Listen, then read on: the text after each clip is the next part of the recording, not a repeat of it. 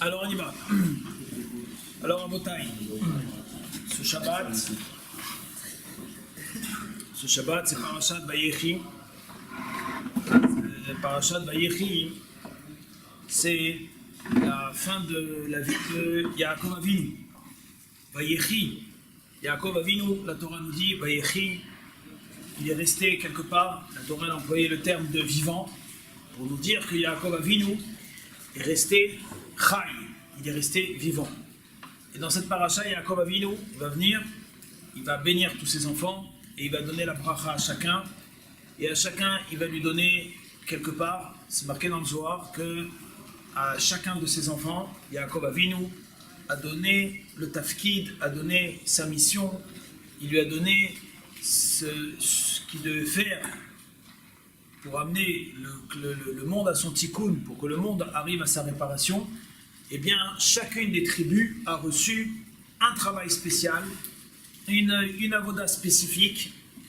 De la même façon que quand on est sorti, quand on va sortir d'Égypte, on va passer par 12, comme ça, par 12 chemins différents dans la mer, des Kriyat Yamsouf. De la même façon, Akadosh Baruch Hu, ici Yaakov Avinu, Akadosh Baruch Hu a réservé à chacun des Shevatim, à chacune des tribus, un travail spécifique pour amener le monde à son tikkun, pour amener le monde à sa réparation. Et ce travail spécifique, cette mission qu'a chaque tribu, eh bien, existe encore. Chacune des tribus du clan Israël a une mission. Il y en a qui ont la mission de les Kohanim quand ils étaient au Beth Amikdash, ils faisaient les sacrifices. Il y en a qui ont comme pour mission de chanter pour Akadosh Baruch Hu, c'était les Lévi'im. Il y en a qui ont, c'est pour ça qu'il est comme ça, sa mère. Et il y en a qui ont la mission, il y en a qui ont la mission qui avaient la mission d'étudier la Torah. Tout le monde avait la mitzvah d'étudier la Torah. Il y en avait qui étaient réservés pour l'étude de la Torah jour et nuit, qui devaient s'adonner à l'étude de la Torah jour et nuit. Il y en a il y avait une tribu qui était réservée pour le business, pour le commerce, qui faisait le commerce et qui donc aidait ceux qui étudiaient la Torah à pouvoir étudier la Torah. Et ainsi de suite, chacune des tribus avait comme ça son tafkid, chacune des tribus avait sa mission. Et de cette façon-là, eh bien, Akadosh Baruch Hu a tout posé. Et comme on l'a déjà expliqué, Yaakov Avinu mitato shlema. Yaakov Avinu, c'est celui qui a posé la 3e pierre du clan Israël. D'abord, Abraham est venu, il a fait le premier travail, Yitzhak le 2e, et Yaakov, c'est celui qui va avoir tous ses enfants qui vont être Gdoshim, parce que Yaakov Avinu, c'est celui qui va donner naissance, Mamash, à tout le clan Israël. Tout le monde va sortir de Yaakov. Donc c'est maintenant que les missions sont données, c'est maintenant que la mission à chaque tribu est donnée chez Yaakov Avinu. Et dans la paracha de cette semaine, eh bien on a quelque chose de très spécial, puisque maintenant Yaakov Avinu quelque part va se voiler, donc va se séparer de ses enfants, et donc il va donner à chacun une mission spéciale, et il va bien poser à chacun quel est son tikkun pour arriver au tikkun haolam. Rabotai, il y a une Gemara dans la Masechet Psachim, Dafnuna Vav Amud Aleph, qui dit la chose suivante. On a une Gemara très très étonnante qui nous raconte comment ça s'est passé au moment où Yaakov Avinu a donné à chacun de ses enfants sa mission. La Gemara nous dit la chose suivante. La Gemara nous dit Vayikra Yaakov el Banav. Yaakov Avinu, il a appelé ses enfants. Il les a appelés, ils se sont tous mis autour de lui. Vayomar et Asfu, il leur a dit réunissez-vous, ve'agid alachem, et je vais vous annoncer maintenant, ve'agid alachem, et je vais vous annoncer maintenant certaines choses. Yaakov Avinu est venu pour annoncer quelque chose à ses enfants. La Gemara s'interroge, qu'est-ce qu'il cherchait à leur annoncer? La Gemara nous dit, Bikesh Yaakov Avinu les galot, les banav, ketzayamin. Yaakov Avinu a cherché à dévoiler à ses enfants le ketzayamin, la fin des temps. Le Biat HaMashiach, le moment où va venir le Mashiach, le moment de la Géoula finale. Voilà ce qu'a cherché Yaakov Avinu à dévoiler à ses enfants. Il voulait leur dire, voilà, 2018, c'est la fin. Alors, il a voulu leur dévoiler le Ketzayamin. Venistaka miminu Shrina. Et la Gemara nous dit que la Shrina est partie de chez Yaakov Avinu. Il a perdu comme ça le roi HaKodesh, tout l'esprit de sainteté qu'il avait, il s'est évaporé, il l'a perdu. Amar, à ce moment-là, donc, il a perdu son esprit, il a oublié ce qu'il voulait leur dire, il a oublié cette fameuse date qu'il voulait leur dévoiler. Amar, il a dit, Shema chas v'shalom yesh bemitati psoul. Abraham Avinu a dit peut-être que parmi mes enfants, peut-être que je suis comme Abraham, qui a eu 2 enfants, un bon, un pas bon. Il y a eu un déchet. Comme Yitzhak, qui a eu un fruit avec une épluchure, encore une fois, un déchet, une clipa. Et donc peut-être que moi aussi, je ne suis pas celui qui va donner naissance à tout le clan d'Israël. Et donc peut-être que parmi mes enfants, il y en a un qui n'est pas apte à pouvoir recevoir l'héritage que je vais donner, la mission que je vais donner maintenant. Parce qu'il ne faut pas oublier que Yaakov Avinu, la mission qu'il donne maintenant, c'est pour amener le Biat HaMashiach, c'est pour amener la Geoula Shlema, le monde à son tikkun. Donc il a voulu leur dévoiler cette date, et cette date-là est partie. Donc quelque part il s'est dit peut-être qu'il y a un des enfants qui est problématique, et donc il y a un enfant qui ne peut pas recevoir ce message, ce secret. Qu'Abraham, chez Yatzam Imenu Ishmael, la Gemara dit, que Yaakov Avinu s'est dit peut-être que je suis comme Abraham. De qui est sorti Ishmaël, comme on a expliqué, tout ce qu'on a expliqué, le Zohar. Ve'avi Yitzhak, peut-être que je suis comme mon père, Yitzhak. Chez Yatzam Imenu Esav, lui aussi, il a eu comme ça une épluchure, une clipa, un déchet. Il y avait un enfant bon, un enfant pas bon. Amrou lo banav, à ce moment-là, ces enfants ont vu l'inquiétude de leur père. Ils ont vu combien leur père il était inquiet, combien est-ce que Yaakov Avinu il était brisé, il commençait à devenir blanc, pâle. Alors, Amrou lo banav, ses enfants lui ont dit Shema Israël, Hashem Elokeinu, Hashem Echad. Et ils ont dit Shema Israël, Hashem Elokeinu, Hashem Echad, tous ensemble. Amrou, ils ont dit Keshem Shein Belibecha Ela Echad, de la même façon que dans ton cœur il n'y a que Echad, car En Belibenu Ela Echad. De la même façon, chez nous, les enfants, les 12, dans notre cœur, il n'y a que Echad. Il n'y a que l'unicité. Echad, c'est l'unicité. Echad, un. Unicité d'Akadosh Baruch Hu. Beotasha, à ce moment-là, une fois qu'ils ont fait le schéma, Patach Yaakov Avinu, il s'est levé et il a commencé à dire à haute voix, Baruch Shem Kevod Malchuto Leolam Vaed. Et il a dit Baruch Shem Kevod Malchuto Leolam Vaed. Que Akadosh Baruch Hu, son nom, eh bien, soit glorifié et grandi à jamais. C'est la traduction de Baruch Shem Kevod Malchuto Leolam Vaed. Amrei Rabbanan, les Chachamim, une fois que cette histoire s'est passée, ils se sont posé la question, comment est-ce que nous on doit agir? Comment est-ce que nous on doit faire? Echena Avid, comment est-ce qu'on doit faire? Nemrehu, est-ce que nous aussi on doit faire pareil? Shema Israël, Hashem Elokeinu, Hashem Echad. Et après, Baruch Shem Kevod Malchuto Leolam Vaed. Donc, proclamer l'unicité d'Hachem. Et ensuite, souhaiter et demander à ce que le nom d'Hachem grandisse à l'infini. Nimrou, est-ce que nous on doit faire pareil que ce qu'a fait Yaakov Avinu?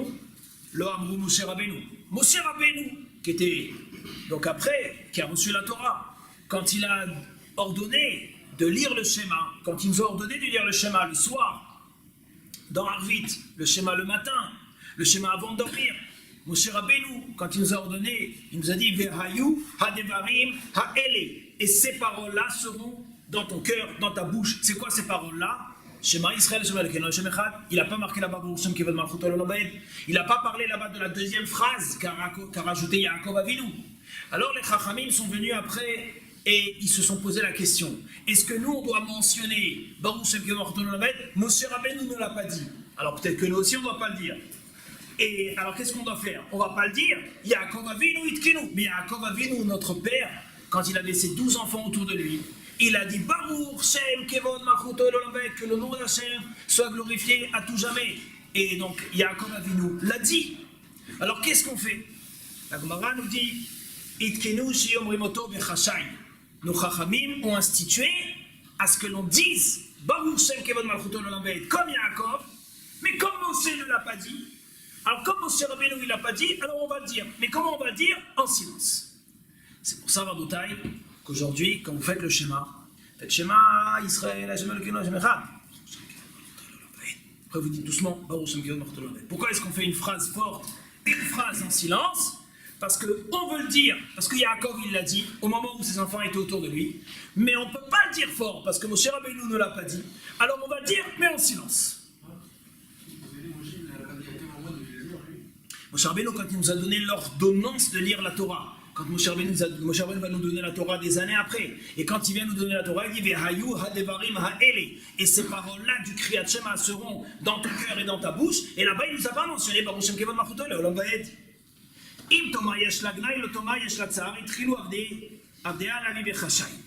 Rabotai, cette agada, cette histoire qui s'est passée dans notre paracha, cette histoire qui s'est passée à la fin des temps, cette histoire qui s'est passée autour de Yaakov Avinu est très très très étonnante. Tout d'abord, la agada nous raconte, l'histoire nous raconte que Yaakov Avinu a voulu être mégalé à ses enfants, il a voulu dévoiler à ses enfants Bikesh. Yaakov Avinu les galot lahem et aketz. Il a voulu leur dévoiler la date finale. On va reprendre l'histoire depuis le début. Il a voulu leur dévoiler la date finale. Ma pitom, pourquoi est-ce que Yaakov Avinu il a voulu dévoiler à ses enfants la date finale? En quoi est-ce que ses enfants avaient un intérêt à connaître la date finale? La date finale, Rabotai, c'est marqué dans le Ramban, c'est marqué dans la Gemara, dans Sanhedrin, que toute personne qui viendra dans les générations faire des calculs, faire des recherches pour savoir quand est-ce que le Mashiach viendra exactement, c'est marqué qu'il reçoit une klala, il reçoit une malédiction de nos chachamim. Pourquoi? C'est quelque chose d'interdit. On n'a pas le droit de connaître, on n'a pas le droit de dévoiler la date finale. Pourquoi? Tout simplement parce que si les gens leur avaient dévoilé la date finale, eh bien, plus personne n'aurait, d'abord, si c'était dans 1000 ans, alors les gens, ils auraient complètement fait youch, ils auraient pu attendu quoi que ce soit.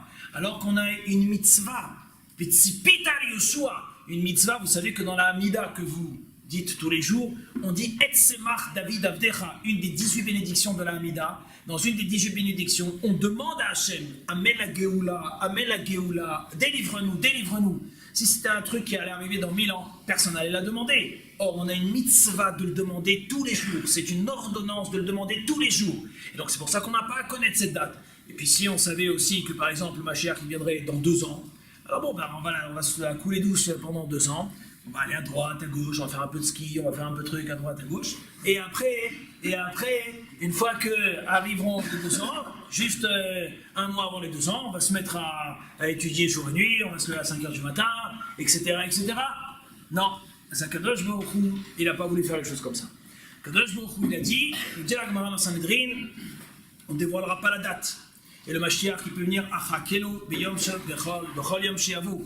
On raconte que le Chafetz Chaim, il se promenait avec une valise, avec un sac dans lequel il avait un vêtement spécial pour la vue du Mashiach. À chaque instant, le Mashiach, il peut venir. À chaque instant, tout peut s'arrêter. À chaque instant, paf, ça y est, tu ne peux plus rien faire. Tu ne peux plus bouger. À chaque instant, le Mashiach, il peut venir. Ce que tu as fait, tant mieux pour toi. Ce que tu n'as pas fait, pour l'éternité, c'est fini. C'est fini. Et ça, c'est la plus grande rasra qui existe. La plus grande rasra qu'un homme peut avoir, il dit le Chafetz Chaim, c'est le fait que à chaque instant, Mashiach il peut venir. Et si Mashiach il vient, c'est terminé. Tu bouges plus. Là où tu es, pour l'éternité, ce que tu peux imaginer quelle éternité, bien plus que ce que tu peux imaginer que ce qu'est l'éternité, pour l'éternité, tu bouges plus. Ce que tu es, tu continues à être, et tu reçois le salaire de ce que tu es, et tu reçois là-haut ce que tu es maintenant. C'est tout. Alors ça, c'est la grosse rasra. Ouais. Et c'est pour ça que BMT, c'est une grosse question qui est posée dans les commentateurs. Bah alors si c'est comme ça, alors personne ne devrait aspirer à l'avenue du Mashiach. Parce que si le Mashiach il vient maintenant, je suis fichu. Hey, j'ai pas encore réparé ça, j'ai pas encore réparé ça, là-dessus je suis à l'ouest, là-dessus je suis à l'ouest. Tu vois bien, je vais au ski, je vais à la droite, je vais à la gauche. Donc les maasés rabotaille, il y a du boulot, et le boulot il est encore là. Si une personne elle se rend compte de tout ce qu'elle a à faire, et elle se dit que si maintenant Mashiach il vient, elle est bloquée, peut-être qu'on ne devrait pas aspirer à ce que vienne Mashiach. Mais les Mefarshim ils disent, les commentateurs ils disent, les Shonim ils disent, que c'est une Xeratakatou, c'est-à-dire que tu n'as pas le choix. Tu es obligé de demander et d'aspirer à la vie du Mashiach, parce que pour Akadosh Baruch Hu, pour son kavod, ça sera mieux. Il y aura un plus grand kavod pour Hachem sur terre. Ah, pour toi c'est négatif? Ben, c'est pas grave. Au prix que ce soit négatif pour moi, je le demande pour Hachem. Donc quand on le demande dans la Hamida, on le demande pour Akadosh Baruch Hu, même si pour nous c'est pas forcément positif. Pas forcément positif. En tous les cas, ce qui est sûr, c'est que dévoiler la date du Mashiach, c'est quelque chose qui est complètement interdit. Pourquoi Yaakov Yaakov Avinu a voulu dévoiler la date du Mashiach à ses enfants. Pourquoi Yaakov Avinu il a voulu dévoiler la date du Mashiach à ses enfants? Nous disent nos Chachamim Rabotai, Yaakov Avinu n'a pas voulu dévoiler la date du Mashiach à ses enfants. Yaakov Avinu, ce qu'il a voulu dévoiler à ses enfants, c'est Ketsa Yamin. Ketsa Yamin, Rabotai, c'est pas marqué dans la Gemara, Ketsa Yamim. Yamim, c'est les jours. Yamim, c'est les jours. Yud, même, les jours. Yamim, ça c'est la fin des temps. Ce n'est pas marqué dans la Gemara Ketsa Yamim, la fin des temps. C'est marqué dans la Gemara Ketsa Yamin. Yamin, c'est la main droite. La fin de la main droite. Qu'est-ce que ça veut dire, la fin de la main droite? Dit le Maharal de Prague, ici Yaakov Avinu, il n'a pas du tout voulu dévoiler la date. Yaakov Avinu, il a voulu dévoiler le chemin qui permettait à chacun de pouvoir arriver jusqu'à qu'il y ait Biyat HaMashiach. Quel était le travail des 12 tribus qui étaient devant lui? Quel était le travail qu'il devait fournir et devait faire pour faire venir Biyat HaMashiach? Voilà ce que Yaakov Avinu, il a voulu dévoiler. C'est ça qu'il a voulu dévoiler. On continue l'histoire. Au moment où il a voulu leur dévoiler ça, ça a disparu de son esprit. À ce moment-là, il a complètement oublié. Pourquoi est-ce qu'il a oublié? C'est très positif, c'est extraordinaire. Il a voulu dévoiler quelque chose de positif, quelque chose de bon. Alors pourquoi est-ce qu'il l'a oublié? À ce moment-là, tous ses enfants ont réagi et ont dit Shema Israël, Hashem Elokeinu, Hashem Echad. En quoi est-ce que c'est une réponse à la problématique qu'il y avait? Il y avait un problème, il a vu qu'il y avait chez ses enfants, il y avait un problème. Alors ils ont tous dit, ils ont tous proclamé l'unicité d'Akadosh Baruch Hu. Shema Israël, Hashem Elokeinu, Hashem Echad. En quoi est-ce qu'avec ça, ça l'a apaisé? Et ensuite, ils viennent et disent, je continue à me questionner sur cette Gemara. Ils ont dit, Baruch Shem Kevod Malchut Olam Vaed. Qu'est-ce que c'est que cette phrase qu'ils ont rajoutée? Que le nom d'Hachem soit sanctifié à tout jamais. Qu'est-ce qu'ils ont rajouté là-dessus? Et ensuite, la Gemara s'interroge. Alors qu'est-ce qu'on fait nous maintenant? Alors Yaakov Avinu, il a fait cette phrase, et il a fait cette phrase, et nous qu'est-ce qu'on fait? Si on dit les deux, Moshe Rabbeinu les a pas dit. Et pourquoi Moshe Rabbeinu les a pas dit? Pourquoi Moshe Rabbeinu Béhémet il les a pas dit? Il faut comprendre pourquoi Moshe Rabbeinu les a pas dit. On va dire les deux. Comme Yaakov, donc Moshe Rabbeinu les a pas dit. On va pas dire Yaakov Avinu il a dit les deux. Comme si chez Yaakov Avinu, cette phrase était propre à Yaakov Avinu. Elle était indispensable chez Yaakov Avinu.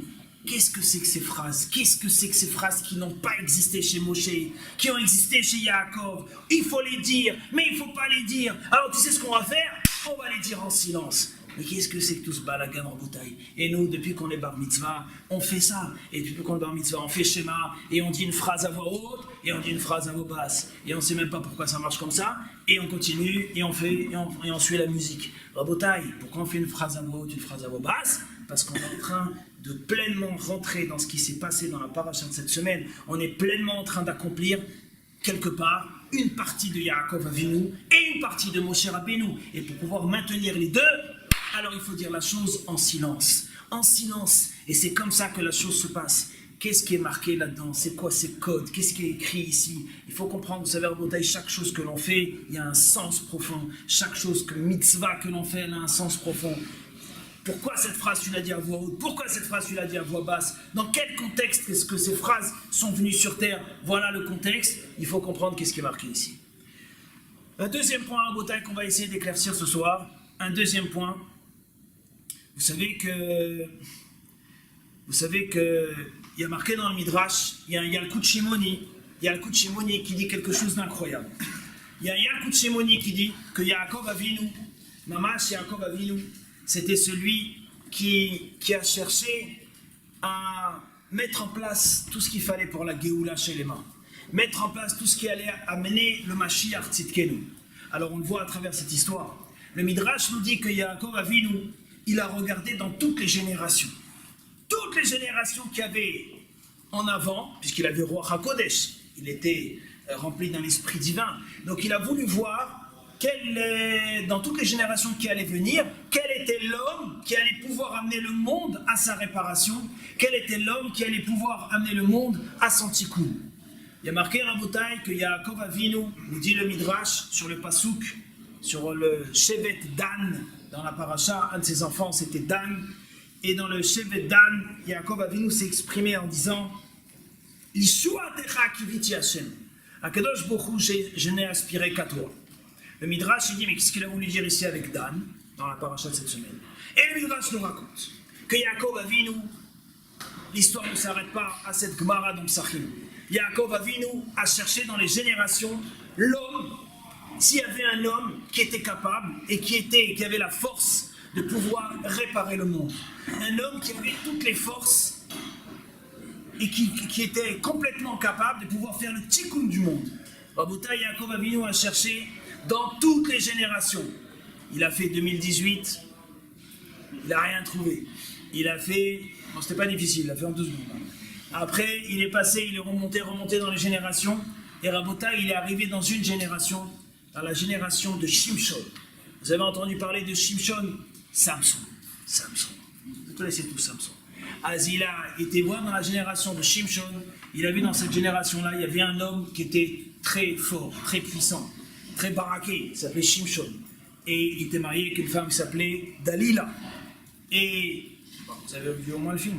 Alors, Shimshon, il était marié avec Dalila. Et il y a marqué que c'était quelqu'un de très très fort. Et c'était quelqu'un qui protégeait le clan d'Israël. C'était un des shoftim, un des juges. Quand on dit juge à l'époque, ça veut dire que c'était le Talmid Chacham, c'était celui qui dirigeait tout le clan d'Israël en ces temps-là. Et Shimshon a protégé, c'était quelqu'un d'extrêmement fort, d'accord. On connaît dans toute l'histoire du judaïsme, Shimshon, la force mythologique de Shimshon. La Gemara nous dit qu'il avait des épaules qui faisaient 15 mètres entre une épaule et l'autre épaule, il y avait à peu près 15 mètres. Enfin bref, tout ça, le Maharal nous dit c'est des images, mais pour nous montrer combien est-ce que c'était un homme qui était baraqué et qui a sauvé effectivement tout le clan d'Israël des Pélishtim pendant de nombreuses années. C'était quelqu'un qui, comme ça, il avait, avec une main, il arrivait à tout mettre par terre. Et voilà que sa force, il l'a tirée de quoi? Du fait qu'il était nazir. C'est sa force, il l'a tirée de ses cheveux. De ses cheveux qui ne touchaient pas, il ne coupait pas ses cheveux. Et jusqu'au jour où Dalila, sa femme, va lui tirer son secret, et elle va lui couper les cheveux. Et à ce moment-là, les Pélishtim vont pouvoir avoir emprise sur lui. Ils vont le prendre, ils vont l'emprisonner et ils vont lui crever les yeux. Et Shimshon va être accroché, il va être mis dans un amphithéâtre, enchaîné dans un amphithéâtre, aveuglé. Et c'est là-bas qu'il va terminer ses jours. Et l'histoire se termine donc tristement. Et juste avant quand il était dans cet amphithéâtre, il y a marqué là-bas qu'il y avait plus de 3000 princes et nobles de l'époque qui étaient présents dans cet amphithéâtre, qui étaient venus pour rigoler et se moquer de Shimshon. Et à ce moment-là, Shimshon, il va demander à Kadosh Baruch Hu de lui redonner sa force qu'il avait à l'époque, de façon à ce qu'il puisse détruire tout l'amphithéâtre. Hachem va lui redonner cette force encore une dernière fois. Il va tout casser, il va détruire en faisant tomber les 2 colonnes sur lesquelles il était accroché, il va faire tomber tout l'amphithéâtre, et à ce moment-là vont mourir les 3000 princes qui étaient là-bas, et Shimshon aussi va mourir dans ce dernier épisode. Rabotai, Shimshon, Yaakov Avinu, il regarde dans les générations. Il cherche l'homme qui pouvait amener le monde à son tikkun, l'homme qui pouvait amener le monde à la Géoula Shelema. Le seul homme qu'il a trouvé, Rabotai, c'était Shimshon. Aussi étonnant que cela peut l'être, Shimshon était l'homme qui était capable de pouvoir amener le monde à son tikkun, à sa réparation. Et ça, c'est ce que Yaakov Avinu pensait, c'est ce que Yaakov Avinu a vu. Et il a dit à Kadosh Baruch Hu, dans toutes les générations, j'ai trouvé un homme qui pourra être le Melech HaMashiach, qui pourra être le roi Mashiach, qui va être celui qui va amener le monde à son tikkun. Il a dit à Hachem, c'est Shimshon. À ce moment-là, Kadosh Baruch Hu va lui dire, celui que tu as trouvé qui s'appelle Shimshon, c'est vrai qu'à tes yeux et dans tout ce que tu as vu dans le monde, c'est le seul qui peut amener le Mashiach. Sache que lui non plus n'est pas capable de pouvoir amener le Mashiach. À ce moment-là, lorsque Yaakov Avinu va entendre la réponse d'Hachem, et que le seul homme qu'il a trouvé dans toute la masse de toute l'humanité, depuis la création du monde et ce jusqu'à la fin des temps, le seul homme qui était capable, c'était Shimshon, et que sur celui-là, Hachem va lui dire, celui-là n'est pas capable non plus d'amener le Mashiach. À ce moment-là, Yaakov Avinu va complètement s'écrouler, il va tomber, nous dit le Midrash, et il va dire, Nishuatra kiviti Hachem, alors je ne sais pas comment viendra la Géoula, je ne sais pas comment viendra le Mashiach, parce qu'il n'y aura personne qui sera capable de pouvoir faire quoi que ce soit sur terre. Ça, Rabotai, nous dit le Midrash, c'est ce qui s'est passé avec Yaakov Avinu. Yaakov Avinu, à la fin des temps, à la fin de sa vie, a essayé de tout mettre en place. Yaakov Avinu a cherché quel était celui qui pouvait amener. Il a trouvé un descendant de la tribu de Dan, Shimshon. Et même sur celui-là, Hachem lui a dit non, il ne pourra pas amener la Géoula. Et Yaakov Avinu s'écroule. Yaakov Avinu ne sait plus comment il s'appelle. Il voit qu'il n'y a pas de tikva, il n'y a pas d'espérance pour la Géoula. Et il dit les choix Trakiviti Hachem, je n'ai plus qu'à espérer en toi, Kadosh Baruch. Rabotai, il faut comprendre qu'est-ce qui est marqué dans ce midrash. Ça veut dire quoi? Qu'il n'y a pas un seul personnage sur terre qui est capable de pouvoir amener la Géoula, qui est capable de pouvoir amener le monde à son tikkun. Alors qu'est-ce que ça veut dire? Hachem ne nous donne pas une Torah qui est au-dessus de nos forces. Hachem n'a pas créé un monde avec des êtres humains qui ne sont pas capables de gérer leur monde et de pouvoir faire ce qu'il faut dans leur monde. Si on a été capable d'abîmer le monde dans lequel on est à travers Adam Arishon, on est capable de le réparer. Alors qu'est-ce que veut dire ce midrash? Et alors si c'est ça, ça veut dire qu'il n'y a plus aucune espérance. Alors qu'est-ce que ça signifie? Il faut comprendre comment ce midrash s'inscrit et quel est le message qui est marqué dans ce midrash. Un troisième point, Rabotai, qu'on va essayer d'éclaircir. Vous savez qu'il y a marqué au sujet de la Géoula, quand viendra le Mashiach, il y a marqué dans la Gemara, dans Masechet Sanhedrin, il y a marqué que le Mashiach viendra Be'seach Adat. Le Mashiach viendra, la Géoula viendra à un moment où personne ne s'en rendra compte. Où les gens ne seront pas du tout en train de l'attendre. Où les gens seront occupés, chacun sera occupé en train de faire quelque chose, et à ce moment-là, hop, Be'seach Adat, sans qu'on s'en rende compte, la Géoula va venir, le Mashiach va venir, il va se présenter. Qu'est-ce que ça veut dire? Pourquoi le Mashiach doit venir de cette façon-là? Pourquoi le Mashiach ne peut pas venir avec une invitation, avec une présentation, avec une avant-garde? Non, il doit venir à un moment où personne ne l'attend. Qu'est-ce qui est marqué dans tout ça? Alors, en Botaï, on va voir un très grand yesod, on va voir un très grand principe maintenant. C'est très puissant ce qui est marqué dans notre paracha, c'est très puissant ce qui est marqué ici avec Yaakov Avinu.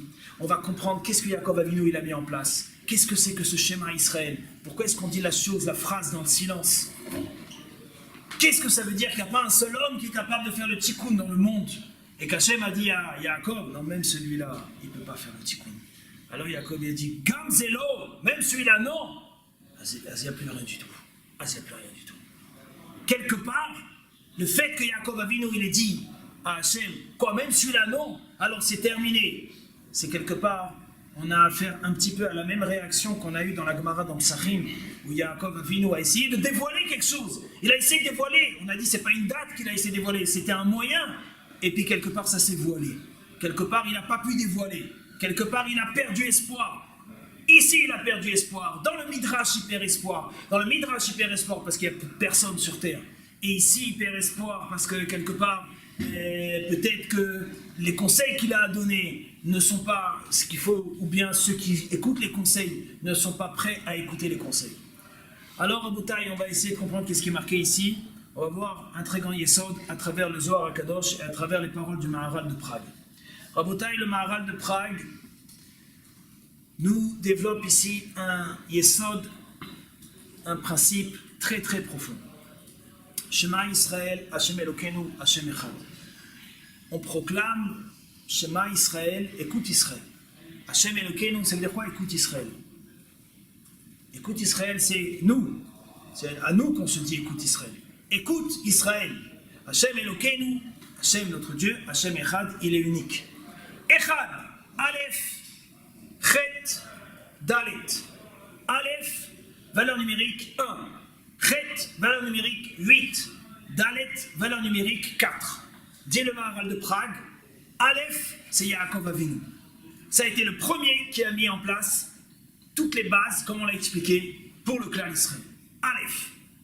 Chet, c'est 8. Yaakov Avinu a eu 8 enfants. 8 enfants des 2 femmes principales, qui sont Rachel et Léa. Il a eu 8 enfants de ces 2 femmes principales. Dalet, 4. Il a eu 4 enfants des 2 servantes. Bila et Zilpa. Yaakov Avinu a eu 12 enfants, 8 de ses femmes principales, 6 de Léa, 2 de Rachel, et il a eu 4 enfants des servantes. Echad. Echad, dit le Maharal de Prague, c'est quoi? C'est 1, Yaakov Avinu, 8 et 4. Ça veut dire, Shema Israël, écoute Israël, Hashem Elokeinu, Hashem notre Dieu, ne prendra sa place et ne dominera la terre et les hommes et ne sera respecté par les hommes que Hashem Echad, lorsque Akadosh Baruch Hu, lorsqu'auront fait leur travail, Echad, ceux qui sont dans Echad. C'est qui Echad? C'est le clan Israël, ce sont Yaakov et ses 12 enfants. C'est qui ces personnes-là? C'est nous. Ce sont les descendants de qui? De Yaakov Avinu. C'est-à-dire que nous avons un travail à faire. On a un travail à faire. Ce travail à faire, c'est uniquement nous qui pouvons amener la Géoula. Uniquement nous qui pouvons amener le Biat HaMashiach. Uniquement nous qui pouvons faire ce qu'il faut sur terre. Shema Israël, Hashem Elokeinu, Hashem Echad. Hashem, quand est-ce qu'il sera unique? Quand est-ce qu'on pourra proclamer l'unicité d'Hachem? Avec Echad. Echad, Yaakov et ses 12 enfants. Yaakov Avinu Rabotai, à juste titre, nous dit le Zohar, à la fin des temps, à la fin de sa vie, il est venu et il a voulu proclamer et donner à chacun sa mission.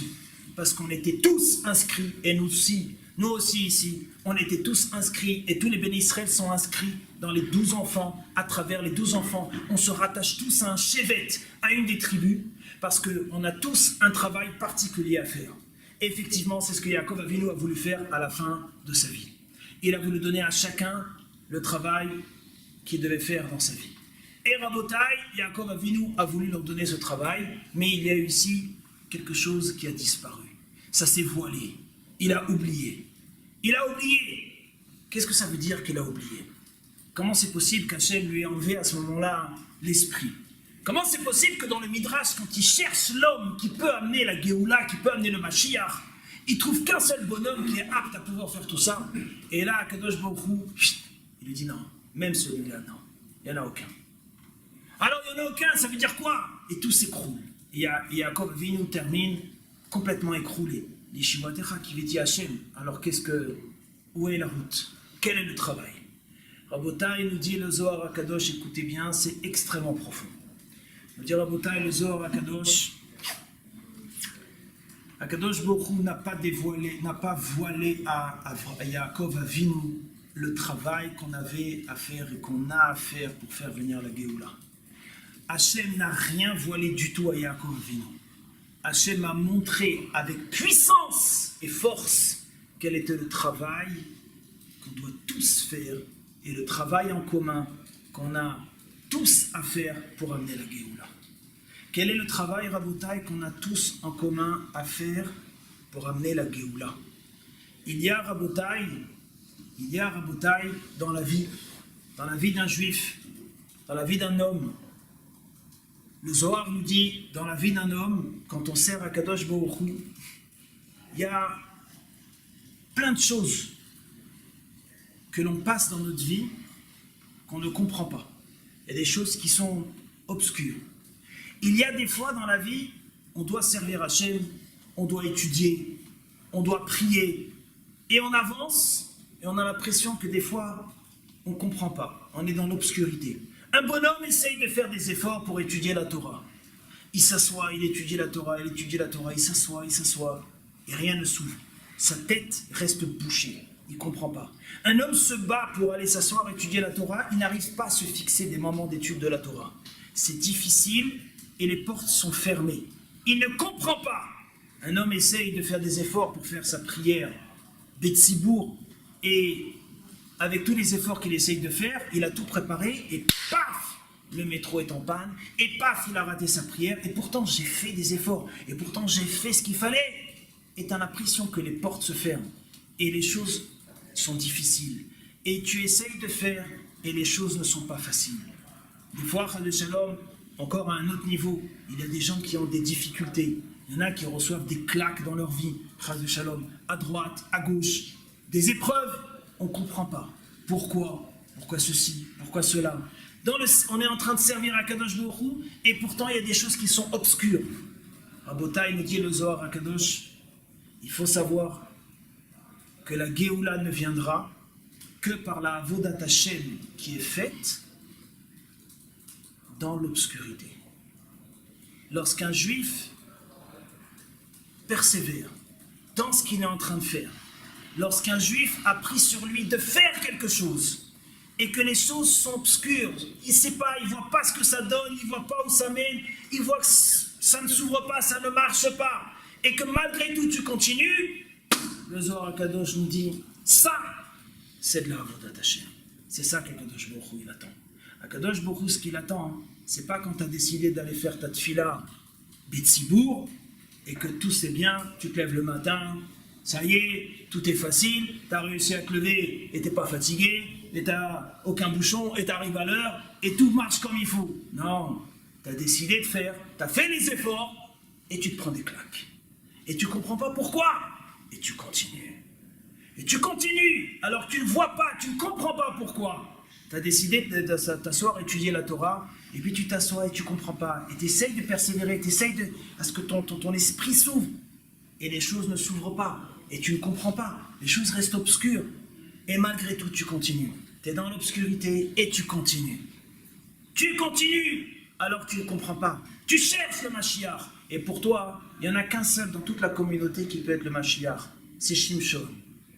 Et celui-là, Hachem, il te dit, même celui-là, il ne pourra pas être le Mashiach. Et Yaakov Avinu s'écroule. Et Yaakov Avinu s'écroule, il ne s'écroule pas, nous dit le Zohar. Il a compris comment est-ce qu'il fallait servir Hachem. Il faut servir Hachem en sachant qu'il n'y a personne qui peut devenir Mashiach. Que personne ne peut nous amener la guerre. Il faut servir à Kadosh Baruch Hu alors que tu es dans le noir. Alors que tu ne sais même pas qu'il va y avoir une lumière qui va s'allumer. Tu sais qu'il va y avoir, mais tu ne comprends même pas comment. Parce qu'il n'y a personne qui est capable de le faire. Et tu ne vois pas où est-ce que va arriver le bout de ce que tu es en train de faire maintenant. Et tu es en train maintenant de faire des efforts pour faire quelque chose, pour étudier, pour prier. Et tu te reçois une claque à droite, une claque à gauche, et ça ne marche pas, et ça ne va pas comme tu penses, et ça ne va pas comme tu veux. Et c'est difficile. Tu sais quoi? Ce qui fera venir le Mashiach, ce qui viendra venir la Géoula, c'est quand tu avanceras dans l'obscurité. Parce que quand tu avances et que tout est éclairé, et que tu es sur les Champs-Élysées, avec les gilets jaunes et qu'il y a du feu de partout, alors là, quand tu avances et que tout est éclairé, ça c'est bien. Mais ça, c'est pas ce qui fait avancer la Géoula. Yaakov Avinu vient, il veut dire à ses enfants, il veut leur donner le chemin, nous dit la Gemara. Le chemin à chacun, quel est le chemin? Il leur a donné les 12 tribus, chacun ils avaient un travail. Ceux qui doivent étudier, ceux qui doivent faire les corbanotes, ceux qui doivent faire ceci, ceux qui doivent faire cela. Il n'y a pas de problème. Mais il y a un point commun pour tout le monde. Ce point commun, il a voulu leur donner. Ketsayamin. Quel est le point commun pour tout le monde? C'est-à-dire le moteur de n'importe quel service. Toi, tu vas faire les sacrifices, toi, tu vas chanter, et toi, tu vas étudier, et toi, tu vas faire la tzedaka, et toi, tu vas aller bosser pour aller payer les shivot, et toi, tu vas faire ça. Chacun, il a un boulot, ok? Il y a un point commun qui vous concerne à tous. À tous! C'est quoi? C'est la façon avec laquelle vous allez le faire. Vous allez tous rencontrer le même Yetzer Hara. Ça va être le même Yetzer Hara pour tous. C'est quoi ce Yetzer Hara? Ketz Ayamin. Il a voulu leur dévoiler. À ce moment-là, ça s'est voilé. Il n'a pas pu leur dévoiler. Ça veut dire quoi que ça s'est voilé, dit le Zohar? Rien ne s'est voilé. C'est pas ça qui s'est voilé. Il aura dévoilé que tout allait se voiler. C'est ça qu'il aura dévoilé. Il aura dévoilé que tout allait se voiler. Que ce qui va amener le Ketz Ayamin, c'est quand ça se voile. Il aura dévoilé que c'est quoi qui va amener la Géoula? C'est quand tout devient obscur. Quand tu perds tout. Et dans ta tête, tu as tout perdu. Dans ta tête, tout était programmé. Je fais ceci, je fais ceci, je fais cela. Et boum, clac, tu te reçois une patate et ta tête, elle est complètement à l'envers. Ça, c'est ça qui amène la Géoula. Ce Yetzer Hara Rabotai, il va aller chez les 12 tribus. Et n'importe quel avodat Hashem que tu vas essayer de faire dans ta vie, étudier, prier, donner de la tzedaka, travailler pour les yeshivot, travailler ceci, travailler cela, tout ce que tu vas essayer de faire, le Yetzer Hara sera commun dans les 12 tribus. Quel Yetzer Hara? Un Yetzer Hara qui va venir te faire ce que Yaakov Avinu il a vécu. C'est-à-dire, tout était organisé et tout s'est voilé. Tout est voilé. Tu es dans l'obscurité. Rien ne marche. Le réveil n'a pas marché. Il y a des bouchons. Hein, tu cours, tu vas, t'arrives. Allez, nous les chabéach là, donakol. T'arrives à la fin de la tfila. Aïe, aïe, aïe. Alors que tu t'es levé tôt, alors que tu as fait ce qu'il fallait. Le bonhomme, il va pour aller étudier.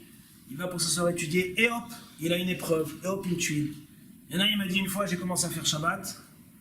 Il m'a dit, depuis que j'ai commencé à faire Shabbat, j'ai jamais eu autant de tuiles qui me sont tombées sur la tête. Est-ce qu'il y a un rapport, Rav?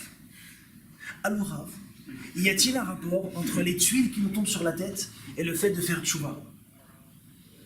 Je lui dis, Habibi, tu es rentré dans le monde des tuiles. Le monde des tuiles, c'est quand on fait tchouva. Avant que tu fasses tchouva, t'intéresses personne. Le Yetzer Hara, il ne s'intéresse pas à toi. T'intéresses personne avant de faire tchouva. Quand tu fais tchouva, alors maintenant tu commences à servir Hachem. C'est-à-dire quoi servir Hachem? Tu t'es inscrit à un club de luxe, où maintenant monsieur a décidé d'aller faire sa prière. Alors il arrive en Mercedes faire sa prière. C'est pas ça servir Hachem. Hachem, il n'en veut pas de cette prière. Cette prière, c'est bon, que tu ailles là-bas au bowling, il n'y a pas de différence. Hachem, ce qu'il veut, c'est quand tu le sers, et que c'est difficile, et que tu es dans l'obscurité, et que ça ne marche pas comme tu veux, et que tout ne va pas comme tu as envie. Kate Sayamin, ça c'est ce qui amène la Géoula. Ça, Raboutaï, c'est ce qui amène la Géoula. Tu t'assois pour étudier, tu n'as pas envie d'étudier. Tu t'assois pour étudier, et il fait froid, ils ont oublié de mettre le chauffage. Et tu t'assois pour étudier, et c'est pas facile, et il faut aller au Beth Midrash, et il pleut dehors, et ceci, et cela. Plus c'est dur, plus c'est obscur, et plus ça amène la Géoula. Et plus c'est facile, petit conseil, plus je te conseille de rester dans ton lit. C'est dommage. Ça vaut pas le coup. C'est dommage. Peut-être vaut mieux dormir des fois. Mais plus c'est dur, et plus ça amène la Géoula. Et plus c'est ça qui amène la Géoula. C'est ça, Raboutaï, Shema Israël, Hashem Elokeinu, Hashem Echad. Tous les jours, on proclame et on se rappelle de ce message que les enfants ont dit à Yaakov Avinu. Nous, on est tous là, on veut tous te servir. Vous voulez tous me servir? Vous voulez tous proclamer le nom d'Hachem? Le nom d'Hachem, on va le proclamer comment? En silence. Pourquoi en silence? Le silence, c'est quand les choses ne sont pas claires. C'est quand c'est dans l'obscurité. C'est quand les choses ne se voient pas, ne s'entendent pas. Tous les jours, tu vas te rappeler 2 fois par jour que ce que tu veux dans ta vie, c'est quoi? Shema Israël, tu veux que le nom d'Hachem il grandisse et tu veux qu'Akadosh Baruch Hu, que la Géoula elle arrive. Comment est-ce qu'elle va arriver? C'est quand tu avances dans la galère. Quand tu avances dans la galère, alors c'est bon. Alors là, la Géoula elle arrive. Alors là, tu peux dire Shema Israël. Ses enfants à lui, ils l'ont dit à voix haute. Shema Israël, Baruch Shem Kevod. Alors eux, ils pouvaient le dire à voix haute. Moshe Rabbeinu, il n'a même pas dit. Moshe Rabbeinu, c'était le Melech. Melech HaMashiach, Moshe Rabbeinu, il n'a pas besoin de le dire. Nous, on doit le dire. Comment on fait? On ne le dit pas, Yaakov Avinu, il l'a dit. On le dit, Moshe Rabbeinu, il n'a pas dit. Qu'est-ce qu'on fait? On le dit et en silence. Qu'est-ce que ça veut dire? Ce que ça veut dire, toi, tu dois le dire en silence, parce que toi, ton boulot maintenant, c'est de comprendre. Comment faire pour que Hashem Elokeinu, Hashem Echad? C'est ça le message de Yaakov. Kate Sayamin, tout s'est évaporé. Le Midrash nous dit, il a cherché le Mashiach, Shimshon, il n'y a que lui. Hashem lui dit, tu sais quoi, celui que tu as choisi, même lui ne sera pas lui. Il n'est pas capable, ça ne peut pas être lui. Alors ce sera qui? Il n'y a personne dans l'humanité qui peut amener Mashiach. Ah bon? Oui. Et comprends que les choses, c'est comme ça qu'elles fonctionnent.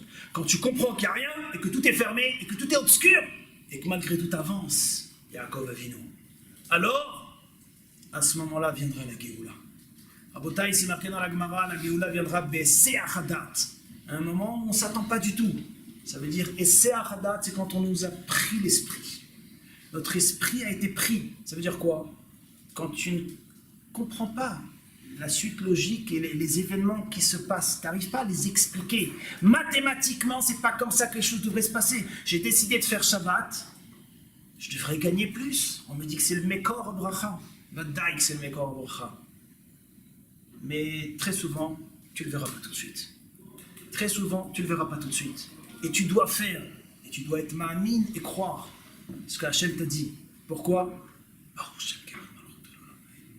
Fais les choses dans l'obscurité. Et c'est ça qui amène la Géoula. Et quand tu as fait une mitzvah dans l'obscurité, que c'était dur, tu as fait un Shabbat, c'est marqué que c'est multiplié par 100. C'est-à-dire que chaque mitzvah qu'on fait dans la difficulté, c'est multiplié par 100. Un type aujourd'hui qui a un grand Yetzer Hara de fumer Shabbat, et qui s'abstient et qui ne fume pas, chaque chose que tu ne fais pas Shabbat, c'est 100 fois plus, ça a 100 fois plus de valeur qu'un autre juif. 100 fois plus de valeur. Toi, tu fais un Shabbat, ça vaut 100 Shabbat d'un juif classique. Pourquoi? Parce que pour toi, c'est difficile. Tu t'assois à étudier 1 heure, c'est difficile. Un bonhomme qui étudie dans les yeshivot, 100 heures chez lui, c'est 1 heure chez toi. 1 heure de dire parce que chez toi, c'est difficile. Tu t'assois à étudier, c'est pas facile de s'asseoir. Tu t'assois à étudier 1 heure, c'est comme 100 heures chez un Bachou Yeshiva. Tu viens faire la Tfila Betsibour, c'est pas facile. Tu te forces, une Tfila Betsibour, c'est comme si tu avais fait 100 Tfila Betsibour. En bouteille, Ça, c'est ce qui amène la Géoula. Hachem, ce qu'il attend, c'est des bombes atomiques. Ce qu'il Hachem, c'est pas des petites pâquerettes. Tu mets des bombes atomiques en marche, à ce moment-là, c'est ça qui amène la Géoula. Vous savez que Rav Shach, le Rosh Yeshiva de Ponovitch, en Eretz Israël, à chaque fois, Rav Shach, le Stipler, il disait que Rav Shach, c'était le père de Rav Chaim Kanievski. Il disait toujours que quand les gens venaient lui demander des conseils, il disait, pourquoi vous me demandez à moi? Allez demander à Rav Shach. Rav Shach, c'est quelqu'un qui a étudié la Torah Lishma. Il a une force de Torah en lui qui est inimaginable. Rav Shach, son gendre, Rav Bergman, il racontait qu'à chaque fois qu'il a eu beaucoup d'épreuves dans sa vie, Rav Shach. Rav Shach, il a eu beaucoup d'obscurité dans sa vie.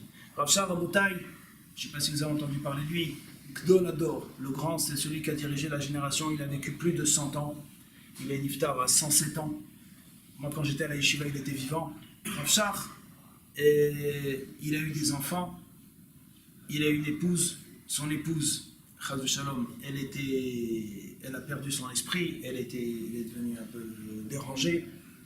Ses enfants, il a eu deux enfants, et il y en a une qui était un petit peu dérangée aussi, et puis le seul garçon qu'il avait, il a complètement tout laissé tomber, et il a tout laissé tomber. Il a abandonné tout chemin de la Torah. Après, il est revenu un petit peu, mais bon, il n'est pas du tout devenu ce que Rav Shach, le grand, celui qui a fondé toutes les yeshivot, pensait et aspirait pour avoir son fils. Il n'a eu aucune, on peut dire, satisfaction par rapport à ce qu'il était, par rapport à ce qu'il a fait dans le monde. Il n'a pas eu de grande satisfaction dans ses enfants et dans ses descendants. Aujourd'hui, vous avez des petits-fils à lui qui sont à l'armée, à Tsahal, et qui sont complètement frais, qui font même plus Shabbat, rien du tout. Pourquoi? Parce que comme ça, ils ont tout laissé tomber. Il n'a pas eu de satisfaction et de grande satisfaction dans sa vie, il a eu beaucoup de souffrance. Et Rav Shach, à chaque fois qu'il avait une souffrance, il raconte son gendre Bergman, à chaque fois qu'il avait paf, une tuile tombée sur la tête, il allait et il étudiait pendant 1 heure. Et son gendre, il a dit, mais je comprends pas, à chaque fois qu'il y a une tuile, à chaque fois qu'il y a un truc qui se passe, vous allez, vous essayez, vous mettez à étudier, c'est quoi? C'est une ségoula? Rav Shach, il a dit non. Il a dit ce qu'Hachem il veut, ce qu'Hachem il aime. Les bombes atomiques, c'est quoi les vraies bombes atomiques? C'est quand c'est difficile, quand t'as pas envie, quand tu t'es reçu une patate dans la figure, tu t'assois et t'étudies la Torah, et t'étudies la Torah, et t'étudies la Torah. Alors que t'es dans l'obscurité. Si t'attends que tout est bien, ton compte en banque il a explosé, et t'as tout ce qu'il faut, et t'as eu des rendez-vous à gogo et tout ça, et après, alors bon, pour remercier Dieu, je vais faire une page de Talmud, et tu te mets à faire ta page de Talmud pour remercier le Seigneur qui t'a donné tout ce que tu désirais depuis je ne sais combien d'années. Mais ça, c'est sûrement pas ça qui fait avancer la Géoula. La Géoula, Rabotai, c'est que des bombes atomiques. Les bombes atomiques, c'est quand tu es dans la galère. Quand ça va pas, et quand c'est de tuiles, et quand c'est difficile. Et vous savez, avec le temps, on finit par prendre goût. On finit par prendre goût à faire des bombes atomiques. Et après, on devient comme le Gaon de Vilna. Le Gaon de Vilna, dans sa vie, il cherchait la difficulté. Là où il y a de la difficulté, il l'a cherché. Des hommes qui cherchent la difficulté dans les mitzvot. Là, des hommes qui cherchent là où c'est difficile pour aller servir Hachem. Pourquoi? Parce qu'ils ont compris que ça, ce sont les bombes atomiques. Alors, on n'est pas ici pour 300 ans. On est ici pour une centaine d'années. Et on a la chance de pouvoir faire des bombes atomiques. Et ces bombes atomiques, c'est notre boulot. Alors notre boulot, une fois qu'on l'a compris, il faut le faire. Et Bezrat Hashem, ça c'est ce que Yaakov Avinu nous a laissé comme message.